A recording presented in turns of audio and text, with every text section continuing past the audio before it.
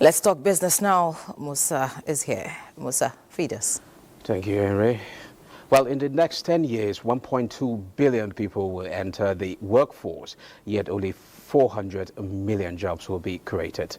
Singapore president says the best time to start skilling is now, as conversations at the World Economic Forum continues to focus on a wide range of issues that policymakers can use to advance their economies. What happens 15, 20 years from now, start acting now in skills development, which means when people are still at work, when they're still in their prime, they haven't lost their job, they haven't been dislocated, invest now and invest continually. Jobs in advanced economies are exposed to AI positively. They can see lifting up in productivity, or negatively, they may be gone. That goes down to 40% for emerging markets. It goes down to 26% in low-income countries. And the third one that is the most troubling is when we look into the opportunity to translate this whole wonderful thing called AI into growth, and that is the newest research we will be delivering.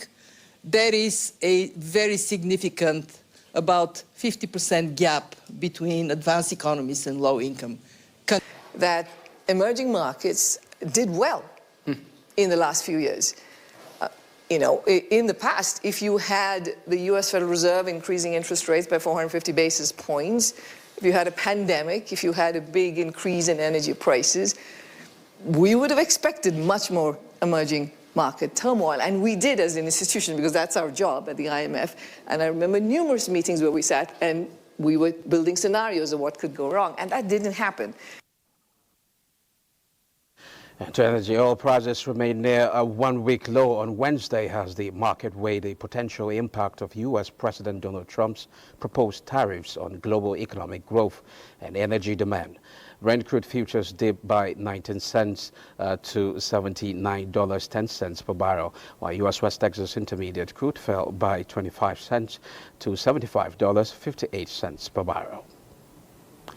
Equities market reversed gains midweek to end session in negative territory as investors lose 185 billion naira.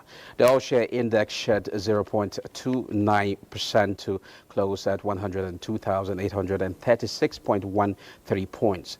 A total of 393.8 million shares in 10,766 deals, corresponding to a market value of 15 billion naira were traded. Today's data shows 10% decline in volume, 75% improvement in turnover, but 18% decline in deals. The current market capitalization of the Nigerian Stock Exchange is 63.2 trillion naira. SCAL Nigeria led the gainers with 9.7% share price appreciation, closing at 3 naira 28 kobo per share, followed by Cadbury Nigeria, Secure Electronic Technology, and CNI Leasing. Access Holding recorded the highest volume of 92 million traded shares, followed by United Bank for Africa, Sterling Bank, and ICO Insurance. Now that concludes business news. Henry, back to you.